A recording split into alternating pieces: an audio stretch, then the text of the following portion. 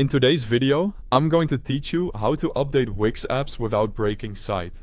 Keeping your Wix apps up to date is important for performance, compatibility, and security. But doing it the right way ensures your live site keeps working smoothly for visitors. First, head to wix.com and log in. From My Sites, choose the website you want to work on.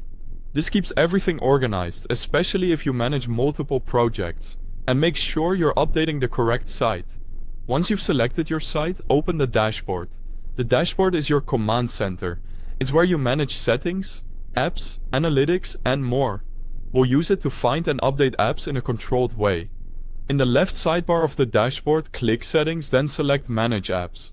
This page shows every app currently installed on your site, including Wix-built apps and any third-party tools you've added.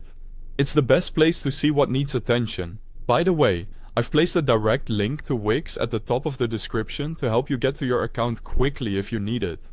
Look for any app that shows an update button. That's your signal an update is available. If release notes are shown, take a quick glance. Notes often highlight new features or changes that could affect styling or behavior, which helps you know what to test afterward. Before you press anything, create a backup. In site history, save a version or duplicate the site so you can restore if needed. This is your safety net. It only takes a moment and can save you from scrambling if a layout shifts or an integration behaves differently after the update. Now go back to Manage Apps and click Update on the app you've selected. Follow the on-screen instructions. Some updates apply instantly, others may prompt you to confirm permissions or refresh the page. Give it a moment to process, then check the site.